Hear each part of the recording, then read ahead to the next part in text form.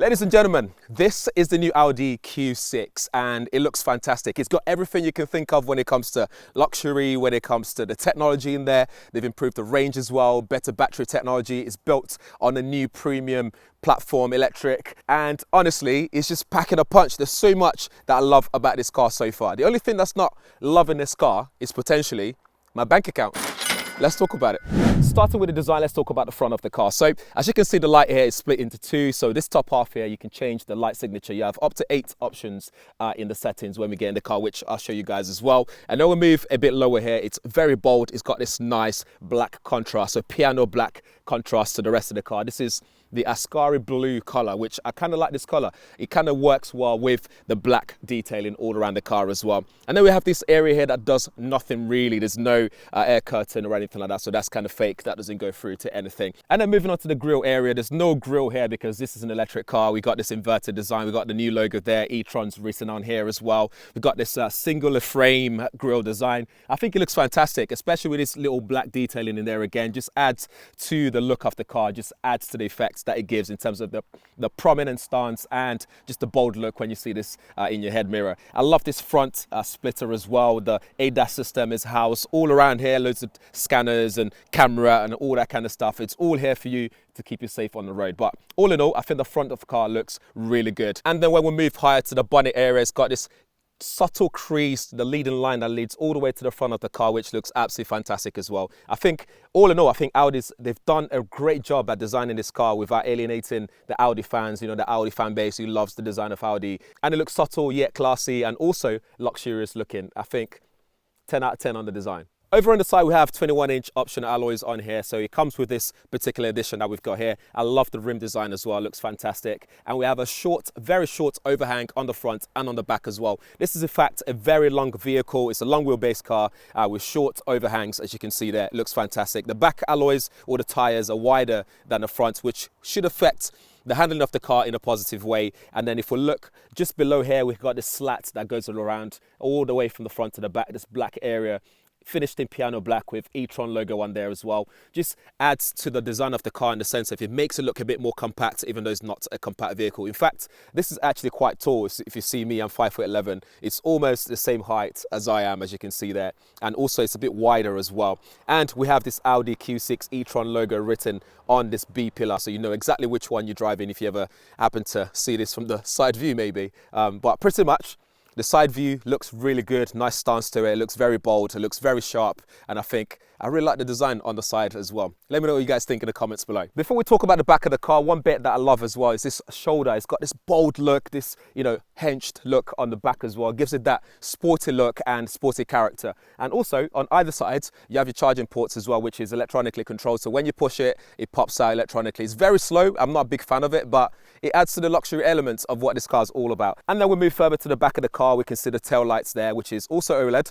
And as well as changing the light signature on the front of the car, you can also change the light signature for what you get on the back of the car as well, which I think is quite snazzy. I love what they've done there. You got the Q6 logo on there. Again, the new Audi logo is written on there as well. And then you can either open this using your key fob if you like, or you can also press the button here to get inside of the boot. In here, we have a big boot space, and there's also a couple of buttons on the back that allows you to change the height of the car because we have adaptive suspension, air suspension here. So we can lower the car a little bit if you need help in terms of getting stuff inside of the car, inside of the boot. And then we look at the boot space. It's very big. It's a big boot space. You can store so much in here. You can still fold the seats down as well to get even more space inside of the boot. And then when we raise the bottom of this area, if we lift it up, we get more space in here to maybe store cables if you wish to do so. But you do have your subwoofer, which I believe what that is in the boot, also taking up a tiny bit of space in that area. But they've managed to put that in there and still give you a whole lot of space. You got more than 500 litres of boot space in there, which is, I think, makes it very practical for day-to-day use or when you're going to go shopping or traveling, whatever it is you want to do. On the front as well, we also get frunk space, which has a decent amount of space. I think more than 40 litres of frunk space for you to be able to store your cables if you want, or whatever you need to store there, you can do so. Over in the back, things are very premium here in terms of all the material and just the setup in general here. We have a Bang & Olufsen sound system in the car, which sounds absolutely fantastic. You can change your settings. We'll go through that in the front in a moment. And we have all this nice Alcantara finish in here, mixed with some plastic material, but they've got a nice mix there that makes it still look very premium. You have space in front of you to store things here in this netty material here, and the seats just feels really nice and plush and comfortable as well. You got climate control options here, you got 2 USB-C port here as well, and generally you have plenty of knee room, plenty of space to store your feet as well. And because this is based on that new PP platform, it allows Audi to play around with space in this car as well. There's no transmission tunnel, which is great, which means someone can sit comfortably in the middle area as well. You got your armrest with 2 cup holders, which means, you know, just comfortability is key in this car. So I'm feeling very luxurious and premium as well. So I think they've nailed that when it comes to what they've done here. There's also a panoramic sunroof as well that adds to the extra spatial effect in the car. So you sit in the car, you feel like there's loads of space in here. But generally, it's very comfortable. My knees are not raised too high up. It's just very comfortable in the back.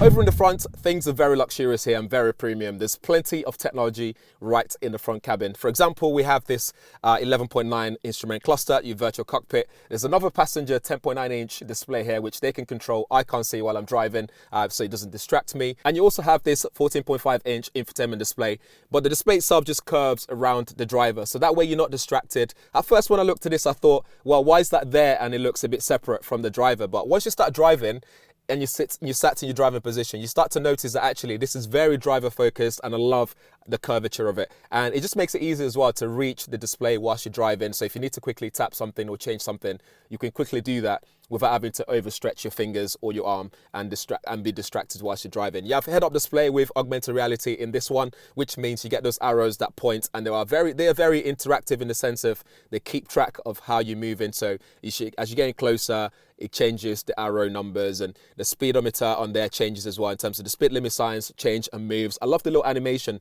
And then furthermore, we have 2 USB-C ports here. There's a wireless charging area as well, 2 cup holders or bottle holders here.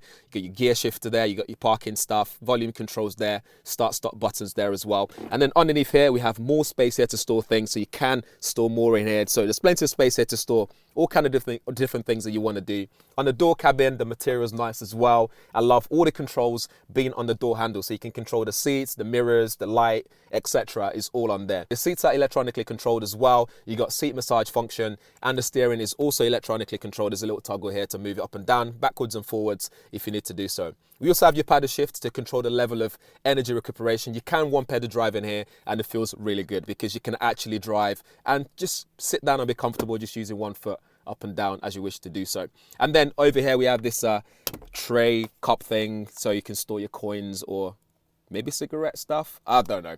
But anyway, that's there as well, which is cool. And more space there to store more stuff, just to dash your keys or whatever you want to do. There's a 12-volt socket there as well. Over on the infotainment system though, there's so much you can do here. For example, it's very intuitive. You can move up and down. First thing first, you can go on Audi Select and select things like balance, dynamic, comfort, efficiency, and go off-roading as well. The bottom area will always stay with the climate control stuff. So if you want to control the seat heating, you can do that and put AC on and so on and so forth. This supports Apple CarPlay and Android Auto wirelessly. You got your quick settings option on the right side. But whilst you're driving, those quick settings options are behind the steering, so it's harder to sort of figure out and point to if you need to do so. We go on the menu, it's very straightforward as well. They make it easy, so it's easy to find things. You have digital key, you have Alexa in here as well. It also has Audi Assistant, which uses AI to learn about you. So the more you use the car, you'll start to learn your habits, and if it's to put the heating on, it will do that automatically for you, and it will even suggest things that you might not be aware of that's available in the car. So that's the level of technology that's in this car. Elsewhere, you have things like your car settings. So if you go into car settings, for example, you have your display, and I love how they've laid it out because you can quickly just tap things like the left side, passenger display there to change the brightness. You can do that for the infotainment and the instrument cluster as well, and your head-up display. The head-up display gives you a bit more options, so you can change things like brightness, the height, the rotation, the content of what you actually see on there as well. You can change all those things. You can even game on it as well when you're stationary, of course, which is pretty cool. I think they've done well doing that. It's nice and bright, nice and sharp, easy to see when you're out and about. You go into light settings. This is where you can change the interior light settings. So we have this light bar that goes across the front cabin, and the lights is not just any lights, not just there for your ambient lighting. It's also useful for things like when you indicate, that will flash as well. When there's hazard, it will also flash as well. One thing I remember is the tail lights are also quite dynamic in the sense of if you were to be in an emergency situation and you've got your hazard on or whatever, it also changes the light to this triangle as well. So it's called Car2X communication, but it's the first time I've seen in a car that they've been able to use Car2X sort of information to put that on the car so people can see from distance that there's hazard in front if there was any situation for such a thing. And then you can also go back and change things like your exterior lighting, which you went through before, showing you on the outside. You can change the light signature. You have up to 8 air, and then you go across, select which one you want, and you can do that whilst you're driving as well. So if you just change your mind as to what you want to show people, you can do that. I think that's pretty cool. And then you have your massage function, you have your servicing options, and if you go to more, you can change some more options as well, like your energy recuperation, auto to automatic if you wish to do so.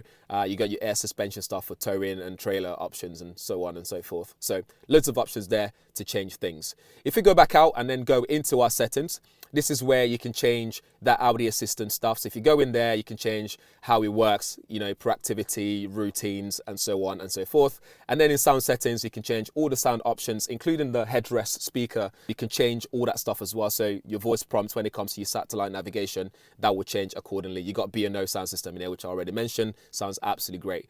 And then we're going to our driver assist system. There's plenty of safety options here in terms of equipment. So you can play around with what you want to turn on and switch off. We go to warnings. I like how they've segmented it as well. So you have warnings, lane assist, speed, brake, and efficiency. On the warnings, you have things like traffic sign based warning, side assist, exit warning, fatigue warning, distraction warning, distance warning, and so on. We go to lane assist, we have lane departure warning, lane guidance as well. You got loads of options there. You can go further into them and change how they work. We go to speed, we got things like store last distance, adaptation to speed limits, adaptation to routes ahead, and so much more. We got brake system, which has active front assist, rear turn assist, rear cross traffic assist, emergency assist. We go to efficiency, we have efficiency assist, and so much more there that you can switch on or off. So there's loads of safety options there for you to change and tweak to suit your preference. So Audi aren't discounting anything in this when it comes to the level of technology that you get in here, especially when you're paying the sort of price tag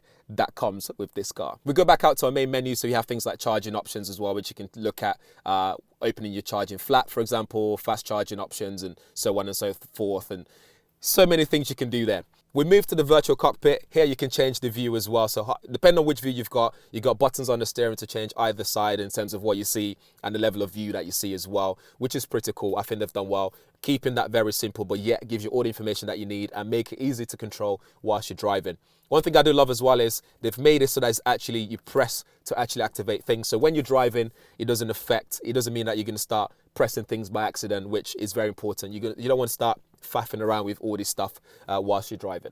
In terms of powertrain and chassis, it's available in single motor. You have rear-wheel drive and a twin motor quattro drive available. This one is the quattro version. All versions will feature a 100 kilowatt hour battery, of which you have 94.9 kilowatt hour that's actually usable. So it's 100 kilowatt hour battery gross.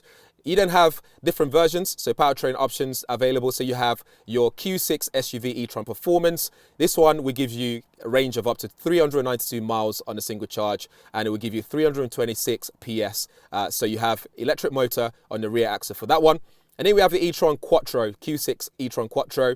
This one will give you a WLTP range of up to 381 miles with 275 Newton meters of front torque and 580 Newton meters of rear torque peak. And then there's the SQ6 e-tron Quattro with a maximum output of 517 PS with launch control, so it's not always like that. And you have 0 to 60 in 4.3 seconds. So if you want power, that's the one that you go for. The Q6 e-tron will be available in Sport, S-Line and Edition 1 specification from launch. And there's also the SQ6 e-tron Quattro in Edition 1 specification as well. One thing that's fantastic is because we have that 800 volt architecture, you have a support for 270 kilowatts fast charging. And when you have charging stations that doesn't support that, this can also split the battery into 400 volts architecture, which means you can still fast charge this, but not necessarily have to look for a 350 kilowatts charging station or anything like that. They've thought about it. Again, the technology continues in the way they've done it. And with this new PPE platform, they're able to do such thing.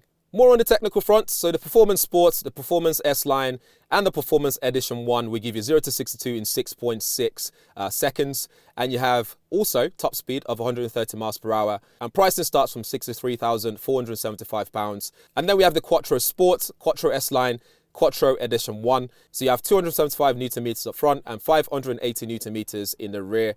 0 to 62 in 5.9 seconds. Top speed 130 miles per hour and charging speed 270. Pricing for that one starts from £68,975. And then you have the top whack, which costs £92,950 with top speed of 142 miles per hour and 517 PS, 0 to 62 in 4.3 seconds. To put into perspective, the Audi Q6 e-tron S-Line, so the Quattro, starts from £71,975, which is cheaper than the Mercedes-Benz EQE 350, but more expensive than the BMW iX3 M Sport. If you get the sound and vision pack, you get that augmented reality head-up display, B&O premium sound system with 3D sound and integrated headrest speaker, an ambient light package plus with dynamic interaction light, and increased charging speed for the USB ports. So, what about the drive experience? I think the driving experience starts with the way everything's come together in the car. So we're talking the technology. So for example, I love the way that the speakers are on the headrest, which means when you're using your sat-nav,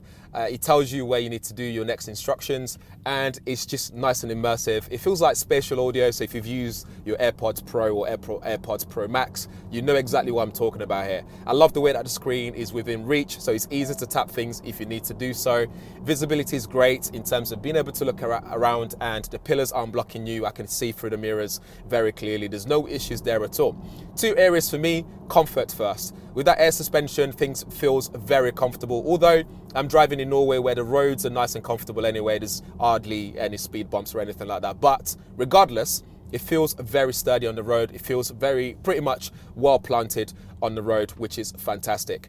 When it comes to the speed, it's got plenty of power. You put your foot down, and because it's an electric car, you get all your power delivery almost instantaneously. And even though this weighs around 2.3 tons or so, you're still able to get enough power to push. But you can feel the car just lift up as you put your foot down as well, and you can feel the weight of the car, which also affects the cornering. So when you start to corner in, yes, it's capable, but at higher speeds is when you start to feel more of the car lean to one side or the other. Although you have the seats to keep in place, you still have to worry about that lean because you have a lot of weight to lug around with all that power as well. Speaking of the power and the weight, you also have the fact that the brakes are very good. They're very capable. So when you brake after putting your foot down or anything like that, it's able to still put all this weight back into position with no issues at all. As always, you have your drive select button there, which allows you to go through things like efficiency, dynamic, etc. You can have a balance mode, which allows you to edit things like the way the steering feels in terms of the weight, and also the air suspension with damping control as well. You can change that to suit your preference. But I normally just have in dynamic mode, which means this will do everything that it needs to do all by itself. You have off-roading mode as well. If you want to take this off-roading, this is capable as well. So I think overall, excellent experience in here. It's very comfortable to drive. It feels well planted. There's no issues at all. In fact, I think the people that were buying this, they're not in a hurry to drive anywhere. So what will matter to them is the comfort level in the car. In terms of road noise, you do get a bit of road noise because obviously the big tires have, you know, small bit of wall to keep things very cushioned and quiet. So although they've done as much as they could to keep the inside, you know, keep the noise at bay, you still hear the outside noise in terms of the tire hitting the tarmac as we're driving. So that's something to bear in mind. But I think overall, the driving experience is very good. I love everything that they've done here in terms of combining technology with the driving experience without overdoing it. So turn everything on, you know, do your sound system, do all that stuff, and just enjoy your driving experience here. One thing to point out is the front passenger with that 10.9-inch display over there, they can start to play their own audio and do all kind of things in there. But what they can't do is connect their own headphones in terms of Bluetooth connection and just listen to what they want to listen to. Or they can't isolate the sound to their own headrest, which is a bit of a shame. It's a missed opportunity there from Audi. Maybe something that they can tweak through software, I don't know. But that would have been nice to be able to have their own audio just to themselves over there. But yes, overall, good experience. Over to you. Let me know what you think. If you like this video, make sure you subscribe. And yeah, thanks for watching. I'll see you in the next one.